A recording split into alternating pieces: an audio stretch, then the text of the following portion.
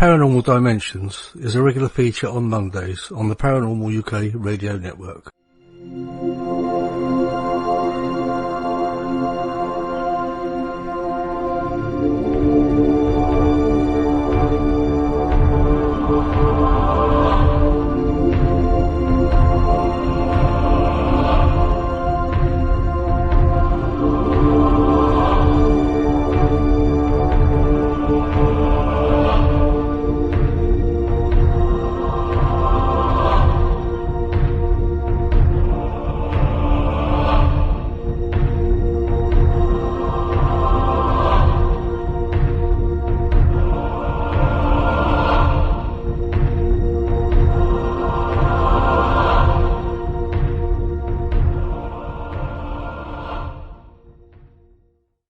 This is Malcolm Robinson and you're listening to the Paranormal UK radio network, the UK's biggest paranormal network, and this is Paranormal Dimensions with David Young.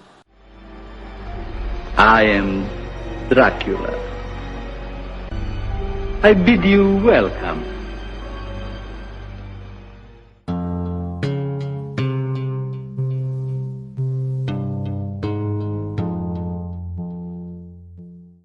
Welcome to the show. Thank you for that intro, Malcolm and Count Dracula.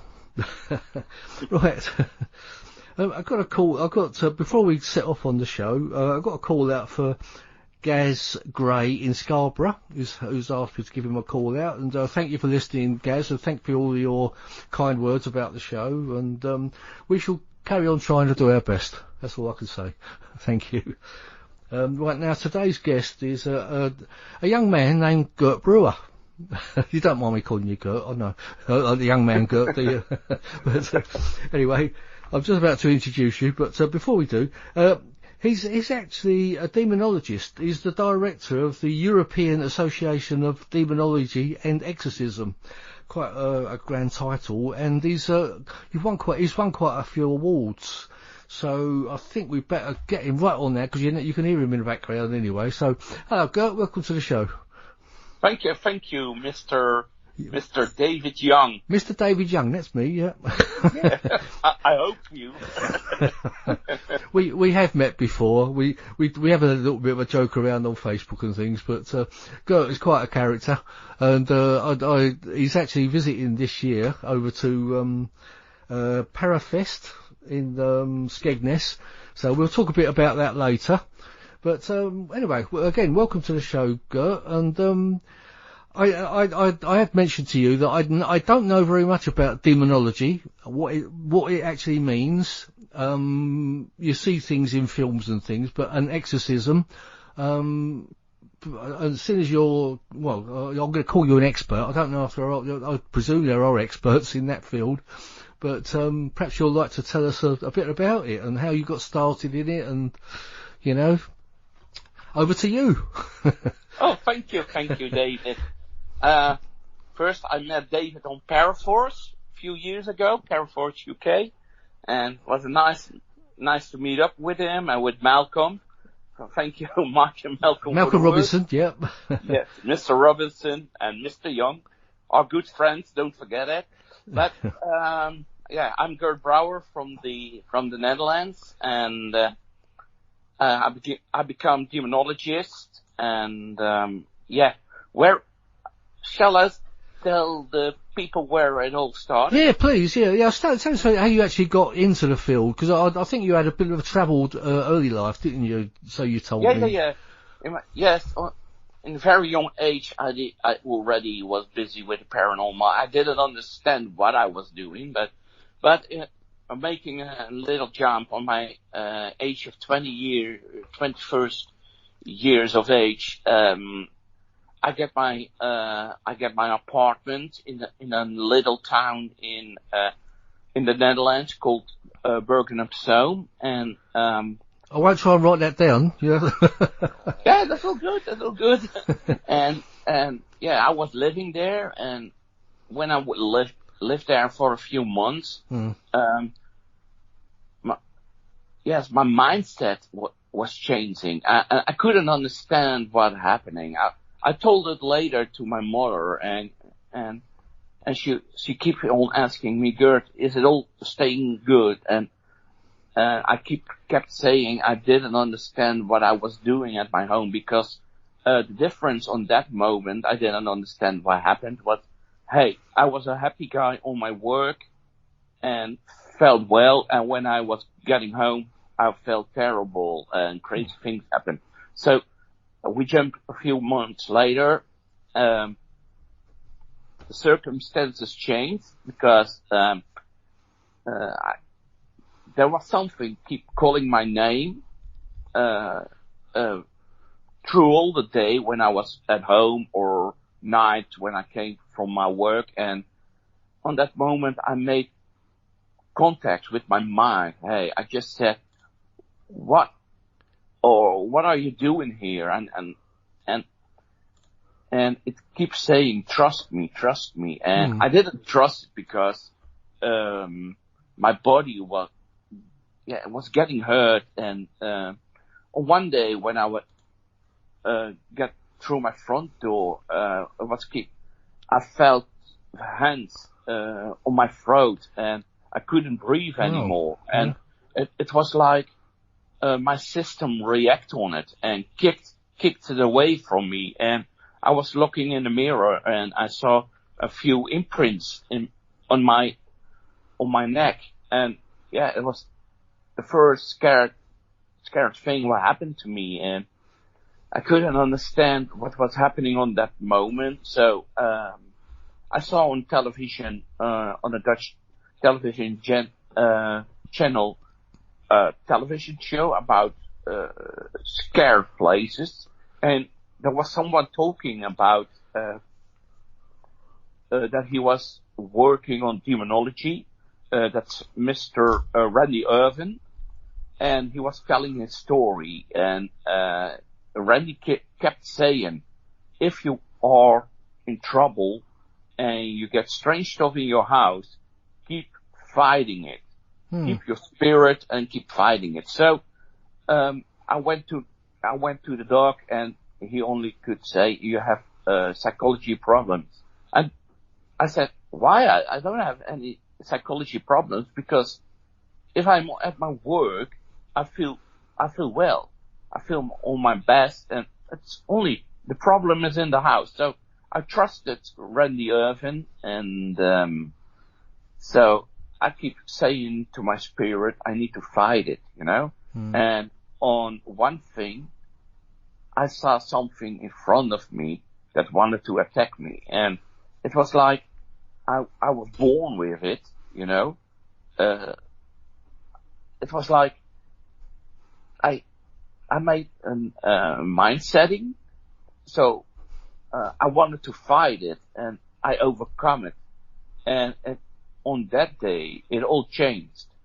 You know, I felt better day by day, and when that happened, I was more intrigued by the paranormal. And but the other way, I was turning myself away because I was scared from that thing, what I fight it. So I made contact with Randy Irvin.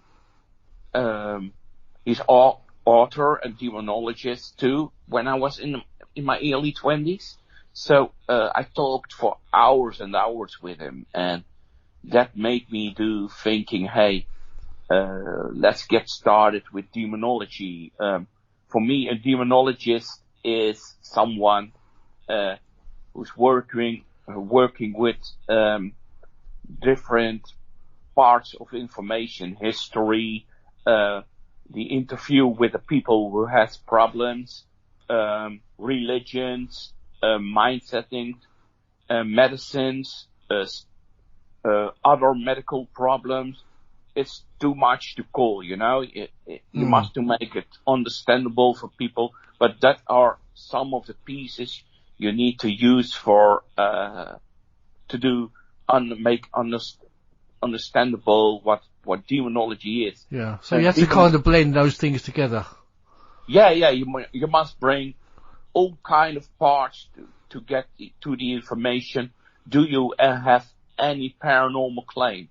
And I want to say, a demonologist is not is not an exorcist. That's the other thing again. Right. Yeah, I was going to ask you about that later, because you're a demonologist and an exorcist, aren't you? But, I am. But yeah, that was an interesting story how you came about it. I know you told me you had a lot of trouble in your younger years when keeping yourself under control, didn't you? And this kind of made you, I don't know, it actually affected you in other ways, didn't it? It made you a better person. You know what I'm trying to say is, because you had you told me that you wasn't a very nice person. Apparently, you thought when you were younger. Yeah. The crazy thing is, the crazy thing is that you can learn, if you are really in troubles with a demon. A demon is not, with horns on the head, but a demon is something, a frequency level, who understands people, you know? Yeah. And you can make contact with them. They are very intelligent. They can transform themselves to something. Yeah, I was going to say, that's probably it's like an entity, I presume, but it will actually form into, I suppose it shows itself in the form that you would expect to see it. Would that be true? Yeah. It reads your mind system, and it takes someone you trust. So if you, it can take all things what you want, you know. It's in your imagination. He will change. If he shows himself in the reality, he will change in your imagination what you want to see. Yeah, I think such things as like an incubus and things like that can attack you. Is that the same type of thing? What do you mean, David? An incubus. You've heard of the Yes. Oh yeah. Incubus, and there's a succubus, isn't there? Which is the female type, which is like a sexual. Sorry to bring it in, folks, but it's out there. It's like basically being raped from the paranormal level, isn't it? Yeah. Incubus, succubus is we can put them on the same level as it's a demon. What's happening? The thing is happening is like I did a lot of research for it. But it's the same frequency level, and the person have always sex issues or problems, and that's why they imagine themselves, and the demon form is reading their mind, and that they give that as a reaction to them. Yeah. Well, I don't know if you've ever spoken. Did you know Alison Dunlop on the ADX files? She's just come over to this radio network, but she did have the ADX files running separately but she had an attack by an incubus some years back. Okay. I don't know if you've spoken to her at all. No, over here. No, but perhaps you should at some point, maybe. She's been on this show anyway. But, yeah, well, I mean, there was a show on a little while back over here that there was a new Dracula thing, which is why I had a little Dracula intro on this show. Would the vampires be like a demon as well? No. I think vampires are made up stories. A lot of paranormal claims, a lot of paranormal stories, are no paranormal phenomena, you know?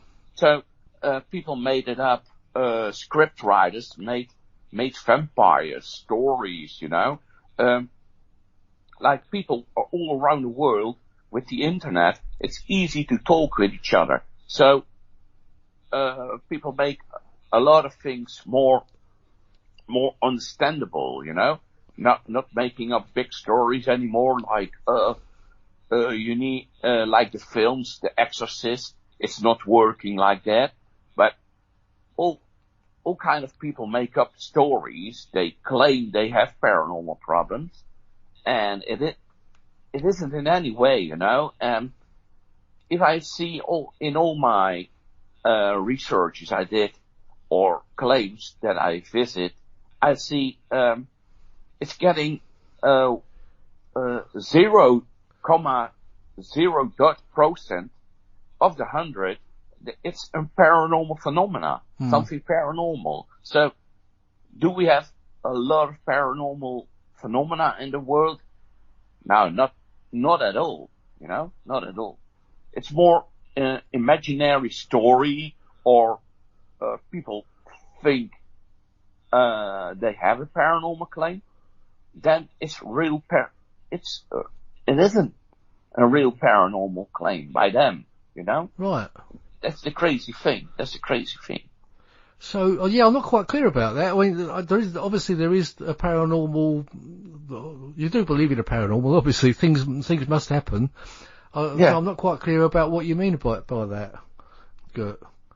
What I mean is, like, a paranormal claim, we can rely that to some other things, like the orbs. The orbs aren't anything to do with the paranormal or light phenomena. Right. Yeah. We can make it understandable by equipment we use, like video, photo cameras.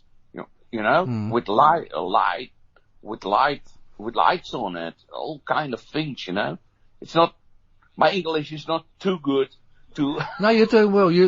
I'll tell you what. Your English is better than my Dutch, anyway.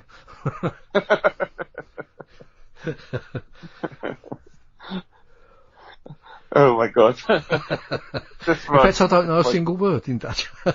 No, you're doing well. No, you're doing fine, Gert. Don't worry. It's, it's just a bit difficult to get I suppose, I think I kind of get what you were trying to say, but I just wanted to try and, make it clear for people out there. I mean, you obviously do believe in the paranormal because you're involved in it. I mean, you must have witnessed some amazing things in your time for doing your demonology and exorcisms and things. I mean, are there some stories you can relate to us? Yes, I've seen crazy things happen. What? My last thing was by other country government who asked me to come to a castle. It's in another country, and they didn't use it anymore. But a few people visited, and they were attacked by something. Oh, right. And is that when you went to France recently? No, it's not for that. I was in France. I was for something else. Oh, right. Okay. Yeah, sorry to interrupt you. It's just I thought it might have been because that was fairly recent, wasn't it? Yeah. Was for a factory, but this was in a castle, and it's 1.5 hour driving from me, and I visited there, and I didn't understand. I was going on the first stage with the other guy, and he said, "I'm stopping here because I'm too scared to get in that space, And I get in, and I already was being attacked, and wow. so, and I get out, and I say, I will come back. I need to make a plan for this, and so I made up a plan how to work, and I used some people who have experienced something there, and so we didn't do any exorcism there. We only said to each other, we have to leave this castle, and they will demolish it because it's too dangerous to be in it, and so it was actually crumbling a bit, was it? So it needed to be pulled down, basically. That's what you're saying, is it? Yeah. And we made up a plan. We will leave it how it is, and so we don't do anything with it anymore, and we left it how it is. And they put on a stone wall for the front door, so no one else can get in it anymore, and it's still standing there. And I'm going in the upcoming days. I will visit it again, just to make some photographs. I will send it to you. Yeah, I'll put them on the Paranormal Dimensions page, and people can see them. Yeah. Yeah, that's good. And it's like sometimes a case is going like this, and it's crazy that I'm doing nothing about it, but I just leaving it behind because I don't want to always do an exorcism like that, And yes, I did exorcisms, and but I only do exorcism if we don't get, how can I say it? We have buildings, we have places where we can leave them behind.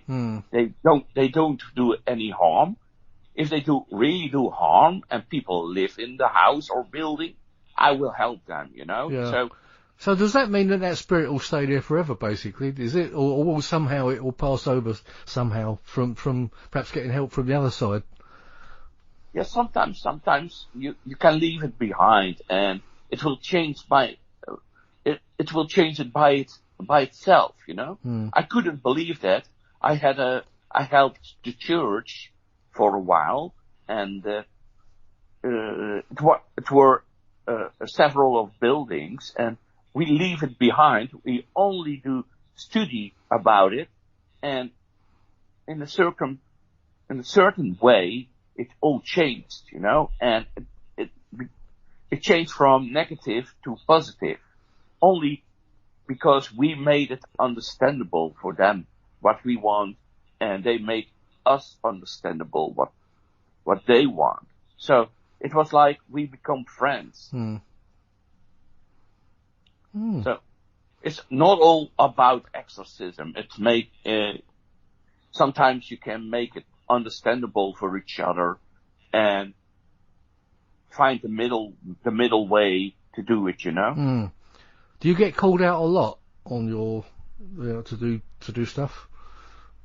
Last year I get about over 3,000 claims. Wow. But a lot of claims I leave behind me because it's more a mindset of people, or they use medicine that I can claim, hey, it's not paranormal, it's all about how you are, as a person, your character, or your use of medicine, or psychology problems. Well, 3,000, that's a hell of a lot. That would fill your year up, wouldn't it? Yeah, that's not normal. Sometimes I'm looking in my email box and I think, oh my god, if I need to go in every claim, they write to me. Yeah. Well, you could never do it, could you? 3,000, you'd never be able to do it. No, you can't do it because you need to make it up to a few you're going to help, and the others, most of them, I don't respond anymore because they make up stories. You can read it already in their story. What they say is not true. Yeah. They just want to waste your time, basically, I presume. And perhaps they want to get involved with you and know you, Yeah. You do get the fans out there, don't you, type of thing. It's, they know, Gert Brouwer, we've heard of him. Let's get him over. It's that type of thing. I think you do get some strange people like that, unfortunately. Yeah, you get strange people. You really get strange people. And, you need to leave them behind you, or if you're not going with them in their story, they are saying, oh, you're not good, or you're like this, you're like that, Yeah. It's fun. I suppose they call you a fraud and all that, and we were speaking a bit about that. There are some frauds out there, but you're definitely not one of them. I know that for a fact. No. I don't want to be fraud, No. I want to make it people understandable, and sometimes I'm not going into their story and they call you like that, but it's going in my ear, in one ear in and the other out. So I think an important thing about it is that you don't do anything for money, do you, in all this? It's obviously if you get called out for somewhere, obviously you have to probably your expenses paid and things like that, because you're not a millionaire, are you? And No. You know, I guess, is that the way it works? So you get expenses paid or something? Yeah, for the researchers and, for the research and the demonology, most of times they pay your expenses. I ask only money for the exorcism. And the rest for the paranormal researchers, I don't ask money. Yeah, well, that's to help your group anyway, isn't it? It's I know you've got a website, haven't you run, the gertbrewer.com, and it's the Paranormal Society World. Yeah. And our research is the Paranormal Society World is a research team. They do the researches, and if it's involved with real paranormal claims on a higher level, like where we use demonology, then I will come from the association to do the things, you know. And the research is all leveled in one thing, the Paranormal Society World. Yeah. As far as being you are a medium kind of thing as well, aren't you? If you want to call yourself a medium, do you find, is it a problem turning it off sometimes? No, for me it's no problem to turn it off, because it's all about your senses. You work with your senses, so through the day you always use your senses, you know. And I'm not so much on speaking terms with spirits always, or entities, how people want to call it. If I need it, I will make contact, you know. I'm not ignoring them. I let them be where they are, what they want to be. Only if I need, I make contact with them through my senses. Yeah. Do you go on paranormal investigations with a group sometimes? You know, or do you often go on your own for things? Yeah, like the group things we do, like with Gary Bradfield for the East Anglia Paranormal Investigations group, that type of thing. Yeah. We do. I'm always going together with my group, the Paranormal Society World, and we go to big buildings like fortresses. We do it legal, and sometimes people ask me to go with them. They want to show me a building where they saw something, they feel something, you know, and that's cool. Then you're coming more in the area of urban exploring. Yeah. Urban exploring for the people, they don't know what it is. It's more visiting old buildings who is left behind, or old mansions or things, you know. And the funny part is, a lot of those people that they aren't paranormal, but they make their first paranormal experience in a building like that. Right. So obviously we've got quite a lot of American listeners, and I think a lot of people living abroad like to hear about our castles, and because we've got some amazing castles over in this country, and as you have in Europe as well. I think people like to hear those stories about castles and old buildings, don't they? I mean, I do myself. Yeah. I do myself. So you need to come over. I'd love to. I'd love to come over, and maybe one day I will. But I know you're coming over this year, aren't you, for the Parafest? What date was that again? That's the July the 18th. It's run by the East Anglia Paranormal Investigations. It's called Parafest. It's at Skegness Church Farm Museum. There's several guests. Yourself is probably the star guest, I bet, Gert. Because you're coming over. And we've got Vivian Powell. Barry Frankish, Tom Warrington, obviously yourself, Gary Bradfield, who's he was on the show. I don't know if you heard my show with him just before Christmas. I did. No, I didn't hear. I need to listen. Yeah, have a listen with Gary, because we did cover it a little bit about and obviously his lovely wife Sharon. You know, you've met Sharon, and you say yourself and myself will be doing it. Yeah. And also there's a full investigation afterwards. Now, I've never been to that location. I do hear it's pretty active. And I understand you missed the chance to do it once before, so you're looking forward to doing a full investigation there. Do you know any of the stories from that location? No. And I hear from a friend some things, but he said you need to experience it, you know. Mm. And so I'm going to see what's going to happen that day. So I'm looking forward to it, to see people again, to be on the event again, and listen to the guest speakers, you know, and make new friends maybe. Yeah, I'm sure you will. I mean, the trouble is I've got to follow on from you. I don't know how I'm going to do that. You'll be bringing the house down, won't you? I don't know. But no, it should be great. I mean, also it's an all-day event. If people that, I'll put an advert on the Paranormal Dimensions page for it again. I've put it before, but I'm not sure if there's many VIP tickets left, which include the after, like the late investigation as well. There may be one or two left, but I think they may well have sold out by now. But you might have to go and look at the page and get in touch with Gary Bradfield to find out about that. Yeah. Not you. I mean the people listening. You're already involved. I'm involved. But yeah, I mean, you got any other amazing stories to?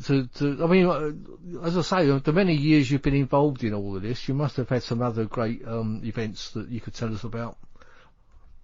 Sure.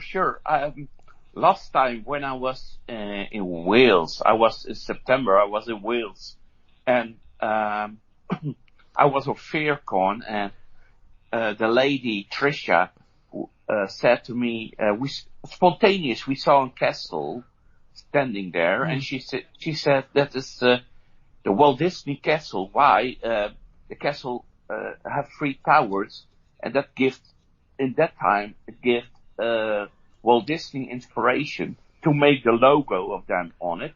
So jump further, we visited the castle, and I was walking around, and sometimes my system is going to react on things, and you see things walking. It was funny. It's a very friendly castle. On the moment when we were down into the area where you can relax, take some coffee, take some cake, I was sitting down with a friend of mine. She was on Paraforce 2, Natasha. We were sitting down, and we put on our coffee and the cake on the table. And on that time, we were chatting, and the table moved once, you know? What? And I said, did you put your feet on it? No. So we tried to move the table, but it was too strong to move by yourself, you know, with your feet. So we were talking just a few minutes later. Again, it moved, you know, and you don't see too much. A strong standing table, you know, is moving. So twice in just a few moments, that was a great thing, you know, and that was the last real reaction of paranormal what I saw. Other big stories I can tell you. Please carry on. Yeah, we got plenty of time for it. Yeah,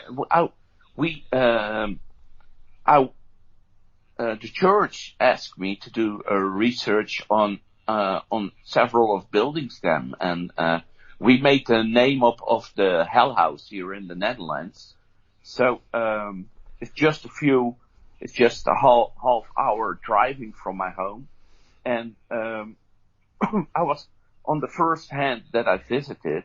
I was going in the house, and I was attacked by several of demons who are in that location. So I came out with scratches. My emotions were mixed up, and we were with 6 big guys, and they all got scratches.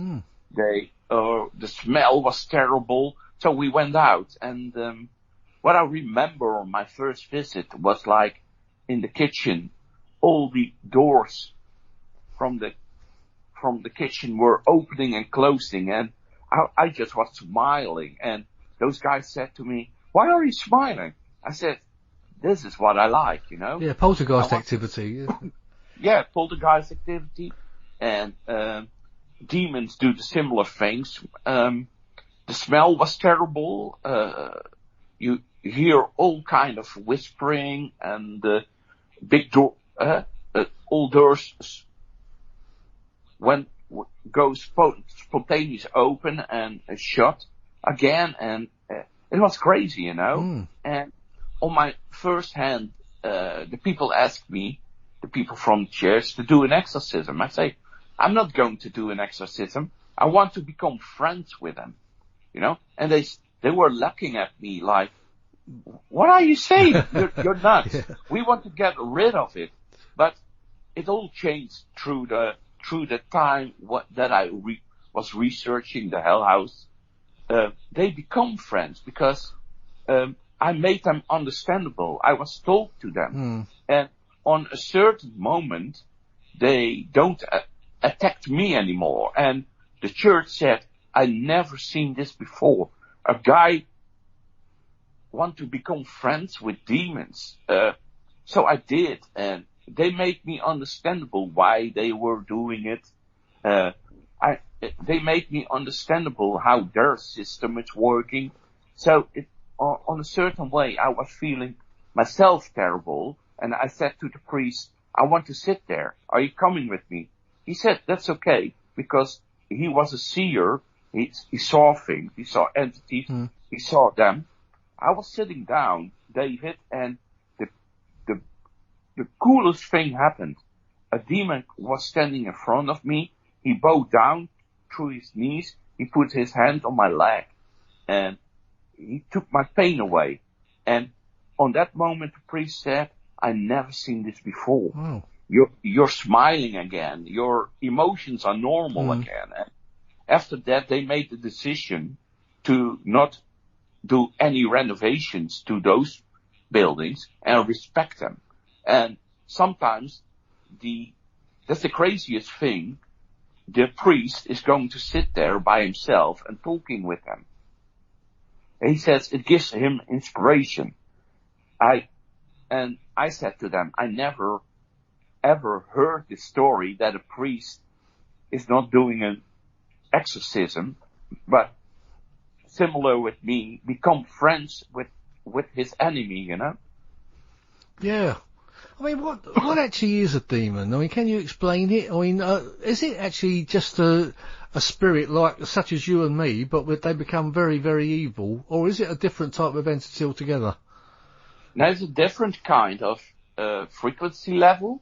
It's more intelligent than us, many times faster in their reactions to us. You get similar as people, you got good people and you have bad people. It's the similar with demons. They only want to understand what my opinion is now, most of times, is that the demon only wants to understand the human system. Why they react on them like that, they want to understand their self, you know. They don't understand their self. They normally, a demon always confront you. And if I see them in the hell house, they don't confront you anymore. They only want to become friends, but their character is like, hey, we make contact, and they are standing there like, hey, whoa, we as normal people are more scared from them than they are from us. They want to be friendly because we are scared from them. You give a reaction and they react on it. Right, I see. Now I'm going to put something to you now. You know I'm involved. I think my main kind of, I wouldn't say expertise. I'm not an expert in anything, but my main interest is kind of UFOs. Now you hear about the reptilians. You've obviously heard of that. Would that be kind of the same thing that you're talking about as demons? You know, looked at as something different. You know, because they're on like a different vibration level. Yeah. If you speak about that, I never seen something like that, you know. But it's, I'm researching it. We do neuro research at it with someone, and our reaction is still from, hey, it's how you want to see it, you know. It's the human who gives the translation of the frequency level. Some see it as a reptile. Some see it as a normal person, maybe, but it's the interaction with a human, how you will see it. Yeah, because I actually do, well, I don't, as I say, I'm not expert in anything, but I do actually think there's kind of some connections there. You know, I think a lot of paranormal things are connected. And like you say, you see things there, maybe your brain wants it to be seen or something. I mean, years ago, I never could see any connections between ghosts and hauntings and maps for UFOs and aliens, but I'm beginning to see. I think there is quite a lot of connections there. Yeah, I believe. Oh, everything is connected with each other, you know, and that's normal. But I always throw it back like, hey, okay, how do you want to see it? How do the person translate it? So I try to make people understandable that they must have a basic. You have to work from basics, you know, that all the people who have seen it come with a similar story, with a similar translation. And that's not easy to do. No. Because everyone, if you have a person that is very scared, they make up a big story where it's maybe for you it's normal. Yeah, I mean, do you ever feel fear? You said you laugh at some of these things, but I guess you've gone past the stage of being scared with these things now. You know they can only hurt you so much. Yeah, the only thing in 2016 I had fear because I was possessed in a location, you know, in America. That was the only time that I was through many years that I had some fears. Yeah. You know? You were actually possessed. Oh, you have to tell us about that one. So I visit a location, and it was about slavery with normal blank man. There was a saloon in America where they made up people. They made the man drunk, and women throw them in the shelter, and they sold the man. They sold the man to Chinese people as slaves, and I was in that area, in that location. A lady who gave tours there showed us, and she said, "Gert, you're changing." And I say, "I don't feel anything here." But she brought me to a place where all kind of things happened. So on that moment, she said, "Gert, you need to go. It's too dangerous to stay here a long time." Because she told me her story. "Gert, I give here 3 months tours, and then I need to stop for a while because I don't feel well anymore." On that moment, I changed myself. I really was turning, my whole emotions were turning, and I was feeling terrible. And what is the story behind it? I changed into a person that was tortured by a man that was in the saloon.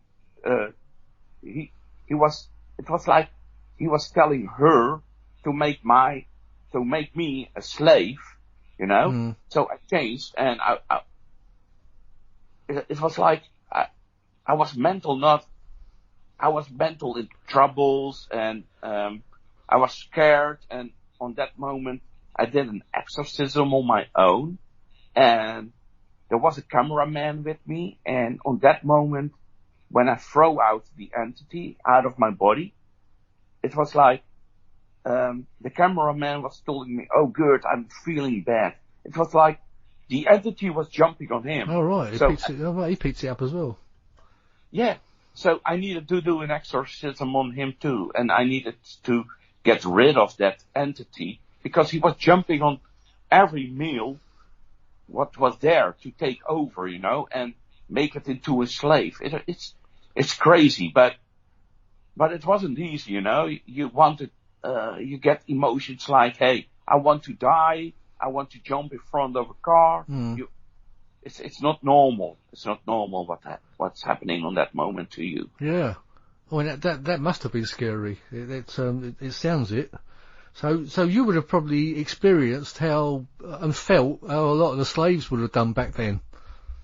Yeah. I was feeling how desperate it was. Like, hey, there's no way back. You know, the only way you can go is like, hey, I need to go to China now and I have to work there as a slave. There's no way back. But yeah, you lose. I lost control of myself a few moments. Yeah, I notice you don't give away the locations. I suppose you do that out of respect for the people that have called you in it, do you? Yeah.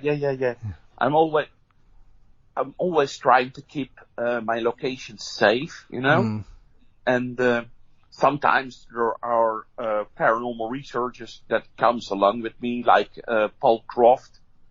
He visits some locations from me, and Vicky Ollie, she was coming with me, and they saw some locations of mine where I will tell the stories, and they can do their researches, you know, and I'm not always like on radio or television. I never will tell where the location is, you know, out of respect. Yeah, I understand that. You do see the shows on the TV, like I don't know, Most Haunted and some of the American ones. How do you feel about those? The most shows I don't like because it's not realistic. It's not realistic. It's not the true story behind it. See, that's why the reason I like watching Most Haunted is the story behind it. So are you telling me that the story is fake sometimes? Yes, most of the times the stories behind it are fake. Ah. They blow it up, or the stories are made up. I don't say that all the stories are not true, you know, but you have to remember a television show needs to have an audience, the fear. Yeah. You need fear for a television show, else the people will walk away from it. But there are some paranormal shows I like from my friend Morgan Lee Knudsen. I like the television show Paranormal 911 and Haunted Hospitals. It's from her, and that's a show what I like. Right. So that tends to, because that's what I find the most interesting is the story that, you know, they tell you at the beginning and actually seeing the locations. Many of the locations you probably never get a chance to visit. I'm not talking about you, but I'm talking about the likes of most people out there, you know. That's what I think is interesting. Well, sadly we lost Derek Akora about a week ago. Did you ever meet him? No, I never met him. I don't know what kind of person it is, but he was on Most Haunted too, or not? Yes, in the early days he was, and I think he fell victim to the having to create something for the audience. thing, and because you're under pressure to make, they're probably there for a few hours, and obviously if nothing's happening, you kind of, I guess you get into the realm of, well, let's make something up. I'm not sure. I do understand that Derek was actually a very good medium, as I've heard from other people. I don't know because I never met him, but unfortunately, he was tricked into a position where he sort of made something up, was given fed a question or whatever, and he came out with something silly, and it kind of took him off the show, unfortunately, but which was a shame, really. But yeah. Well, I was on a television show, and there was a funny part. They say this building is haunted by the toilet flusher. So we never the find phantom toilet flusher. Yeah, we never find the toilet flusher, but they filmed the toilet flusher for real. So we were on the female. I was on the female toilet, sitting on the toilet with my legs up. So another woman was sitting next to the toilet. I flushed the toilet a few times. And she ran upstairs and she says, I think the toilet flusher is there. and the cameraman opened the door with one of the researchers, and they said, I said, yes, I'm the toilet flusher. and they laughed it. So we made up the show like that, always with a joke, right, if we didn't find anything. So there wasn't really a phantom toilet flusher before you came there. Was that right? Yeah. So I was the haunting. That's actually quite funny. So you can make fun with a show too, you know. Yeah. Always good. I mean, I think I mean, excuse my American friends out there, but I do think some of the American shows are very exaggerated, and with a lot of them, they make them very dramatic, Yeah. I think that, again, the locations are interesting, and that where they're going, and telling the story about what supposedly happened there. But when they actually get down to the investigations, they're usually pretty dramatic, aren't they? All sorts of things are happening. Too much dramatic, isn't it? Yeah. Well, that's what I find. But as I say, some of them are interesting anyway, just for the locations themselves. Yeah, sure. But I've got similar thing too, The UK got some cool locations. The US has got some cool locations, but only I talked with Barry Fitzgerald. Oh yeah. And he said to me, Gert, you've got cool locations too. The only show, there were a couple of shows in the Netherlands, Foxy Ghost Hunters, the All Stars, where I was in, and Ghost Hunters International did a location in Belgium, a fortress, and the fortress is guarded very well now. I was there last year. We were filming there about the hauntings, and I talked about it with Barry Fitzgerald. He said, yeah, that was one of the coolest locations I was ever been. Yeah. Was Joe Chin was involved in that one, was he as well? Yeah. Joe was standing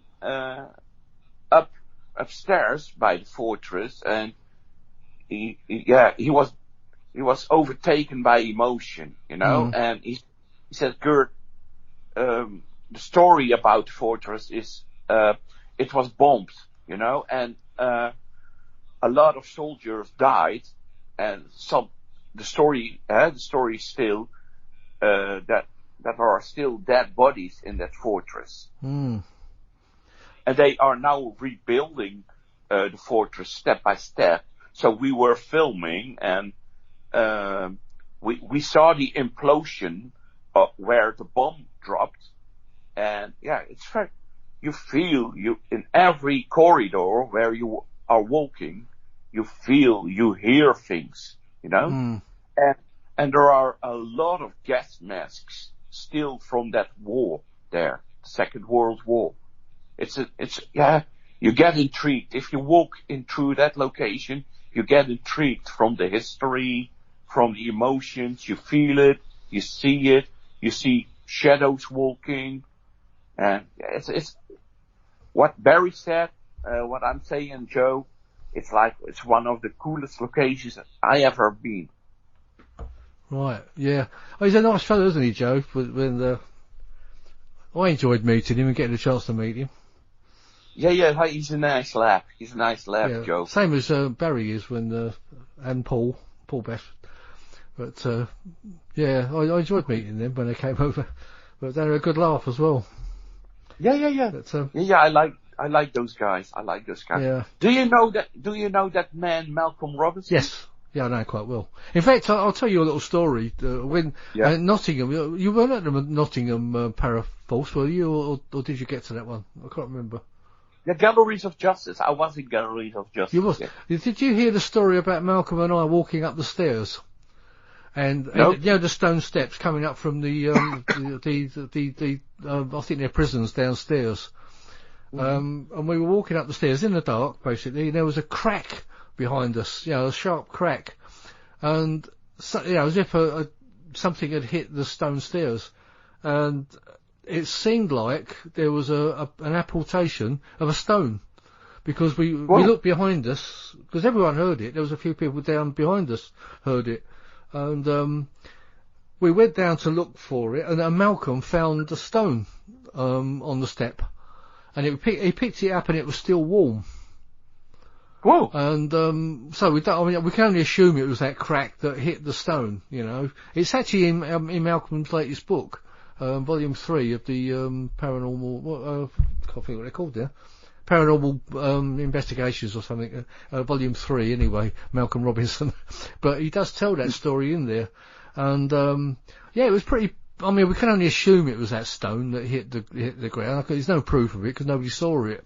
But normally, if you were to throw a stone onto concrete, you'd hear like a bounce. You wouldn't just hear one crack as we did. You'd hear like a crack and a bouncing sound, wouldn't you? But we just heard the one crack. So, as I say, we can only assume it was that stone and has been picked. And it was actually very cold, if you remember, in the justices. Because we're sort of like 2 o'clock in the morning we're talking about, and it actually gets quite cold in these big buildings. And the stone steps were very cold, and everyone was wrapped up with scarves and things. Mm-hmm. But that's a very cool building. Yeah, it's quite an interesting little story. I think Malcolm kept that stone. And, there's a picture of it in his book. So that's an interesting little story for anyone that might read his book. But that was one of the things that that was one of the experiences that I found quite intriguing. That and a thing of the table tipping was quite interesting. I don't know how you feel about table tipping, but I've experienced quite a couple of things with that. Where the table's rattling about and jumping about. It was a cool one, and we were doing with 4 teams. We worked with 4 paranormal teams together in a museum in Ramses, and the guys from Spectre, Nigel Webster and Paul Sosha, took an IKEA table with them to do table tipping. So they built up the table, and we were with 3. We put up the camera, and we put our finger up, and what happened was like the table was already moving, and we were like, "Shit, we have to stop it." The table was moving, and we said, "Whoa! For $5 you can do a lot." But it was very strange. On the first hand, we put our finger on it, and it was already moving. Yeah, as I say, I've had a couple of experiences with it. Whenever I saw it on the television, anyone doing that, I would think, somebody's moving that or kicking it or something. But experiencing it for yourself, you do actually. There was one particular time there was table tipping going on. I can't think what the location was now. I'm going to be like you now and not say what the location was, but everyone was tipping the table, and everyone was taking their hands off the table to prove it wasn't them doing it, And when it came to my turn, I took my hands off the table, and I actually started looking under the table, and where the table was tipping over towards me, it was tipping towards, tipping away. I actually tried to push the table down, and you could feel like a springy motion, as if something was underneath it, pushing it up. You know, it was, and to me that was amazing. You know, yeah, but obviously you've probably had experiences like that yourself. But to me that really said something. You know, that something was actually under that, pushing that table upwards. Yeah, it's crazy. You get so many experiences, you know. I've got an experience in a big building. We brought some professors in from a university, and the guy said, "I never seen something paranormal, so I hope to hear something." So we were like with 12 people in that big building, and we hear footsteps on first hand. I said through the walkie-talkies, check every room for an intruder. So there was no intruder. So that was on first hand. Again, I was walking with the guy on the square, and we hear again footsteps. So we walked together to look at it. If someone was in the corridor to come into the location, and on that hand, he saw a shadow walking into the wall, he said. And the crazy thing was like, hey, he said, do you have any equipment to see that? So we put up infrared cameras, and on one moment I was walking there, and I see a young soldier standing to the wall, hanging to the wall. He's scared from something, you know. And I made a picture with the camera, and I got the full apparition on picture. And the coolest thing was, on the moment I took the photograph, the professor saw the soldier standing on the infrared cameras, and he said, I never saw this before.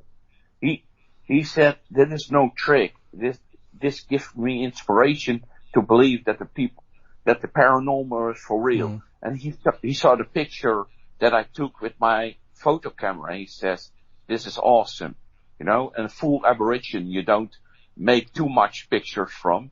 In my career, I made, 3 photographs of a full apparition. Do you put them on your site, or your pictures? What do you say? Do you put them onto your Paranormal World site? No. I need to. You keep them to yourself, do you, normally? Yeah. I need to protect them because of, in the Netherlands, people want to go to those locations, right. and the owners only say, you only can do paranormal research here, and please keep the picture for yourself. You know? Yeah, I can understand that, actually. I can show you it on Parafest. That's no problem. Sure. Yeah. If you bring some bits, be interesting. In fact, maybe you don't want to give it too much away, but what are you going to be talking about at Parafest?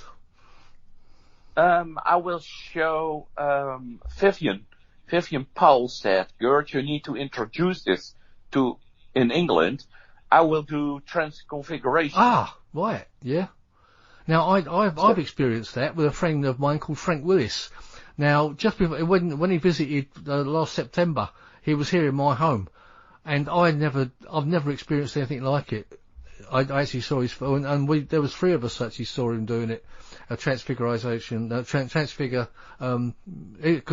he said he was a transfiguration medium. And I didn't quite know what that was, and I thought, I won't see anything, but wow, we saw it. So you're gonna be doing that. Yeah. There's a great story about it. I was with Vicky Ollie together in the Rams Inn, together with on a research of Gary and Sharon Bradfield. Yeah. I was there together with Big Tony. And Sarah from their team. We were on the attic, and I was sitting down there, and I said, hey, Tony, shall we do a transfiguration? Oh, that's good, Gert. And the crazy thing was, 2 weeks earlier, the old owner of the Ramzin was passed away. And so on that moment, I was sitting down, and Tony said, "What the fuck is happening? Oh. Gert, you're sitting there. You're now the owner of this building." And he said, "I never see someone doing this before, you know?" Yes, and I bring forward the owner of the Ramzin, who was passed away. Wow. Sorry, I'll cut that F out later. No, it's all right. I'll have worse on it, believe me. But yeah, it was fantastic. It's been I've really enjoyed talking to you. It's been brilliant. But I'm looking forward to seeing you this year later on September. July, isn't it? 18th. So I've got something else going on in this September. 18th of July. Yeah, if anyone's interested in getting in touch, I'll put an ad on the page again. But well, I mean, I suppose that's about it. Unless you've got any other amazing stories to tell us, Gert. Maybe next time. Yeah, you're always welcome to come back on again. Perhaps after. If you want me, I will. Sure, be there. Absolutely. I think what we'll maybe do after the event in July, we'll get everyone back on again and to talk about it and stuff. That's nice. But That's nice. You got anything planned for yourself? You got any other investigations going on? Yes, I will be in the end of February. I've been asked to come over to Wales to support a team in one of the most haunted locations in Wales, and I will be doing some researches in Wales where I've been asked for. Ah, it's a shame. It's a bit too far away for me for Wales. It'd been great to catch up with you, but yeah, that would be nice. And I will be this upcoming weekend. I will be in France and Belgium again. Well, you get around anyway. It's good. So yeah. But anyway, best of luck to you, Gert, and stay safe and everything. Watch out for yourself in all your journeys and everything. How do you travel? Do you usually drive, or do you go by train, or? We will travel this weekend. We will travel by car, and the upcoming July we will fly and drive to the location. Yeah, okay. So you're gonna have a hire car, are you, for the Skegness? Yeah. All right. Yeah, we will rent a car because we will hanging around the area of London. Yeah. Because I was going to ask. I know we're talking about this on air, but I was going to talk to you about that because I was actually talking about coming to pick you up at the airport, but with Gary. But if you've got a car, I don't need to. No, you don't need to. You don't need to. No, we will be there with some other researchers from Paranormal Society work. That's great. That's brilliant. I'm really looking forward to it. Anyway, So anyway, thanks. I guess we better leave it there. We're on about an hour and 15 minutes now, so it says that's about the normal for now. So, it's been great talking to you. And as I say, I'm looking forward to meeting you again. And I'm sure I'll buy you a beer. Yeah, that's good. If we get a chance, that is. Yeah, that's good, Dave. Thank you for asking me. No, it's a great pleasure, my friend. And as I say, I look for you. Can always, I'm always here if you ever. Well, I say most of the time I'm here. If ever you want to give me a shout for anything. But if you know you're going to come over here for anything, something might pop up before July over in this area or London or something. Give me a shout because I will do. And we'll meet up. But anyway, I guess we better leave it there. And thanks a lot, Gert. And it's been a pleasure. Yes, a pleasure from me to you. And thank you, David. No, it's a great pleasure. And be seeing you soon. So anyway, out there, thank you very much for listening. It's been Gert Brouwer from Netherlands or Holland, as some still call it. And before you go, how do you feel about Brexit? Brexit? Oh, in the Netherlands are laughing about that. Oh, are they? Because it's taking so much time. Oh, I know. Well, we've been laughing. We've actually been so frustrated over here, but it sounds like it's coming to its final conclusion soon. Yeah, I hope soon England will find its way in it. Yeah. We'll still be friends, won't we? So. So no problem at all. Anyway, bye, Gert. Cheers. Bye bye. Bye bye. Cheers, David. Bye bye. You've been listening to Paranormal Dimensions. I'm David Young, and this is the Paranormal UK Radio Network. Please tune in again next week.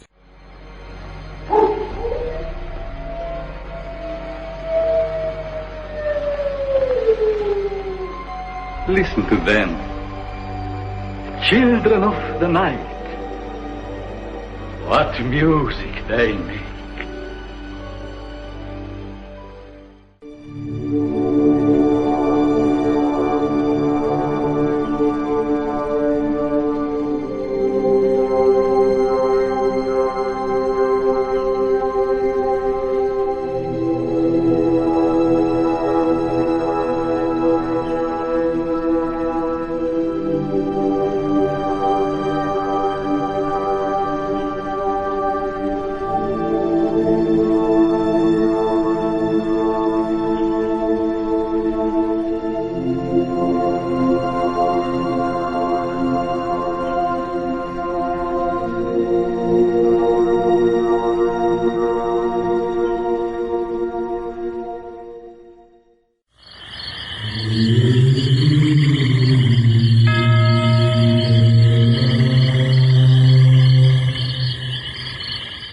Paranormal Dimensions is a regular feature on Mondays on the Paranormal UK Radio Network.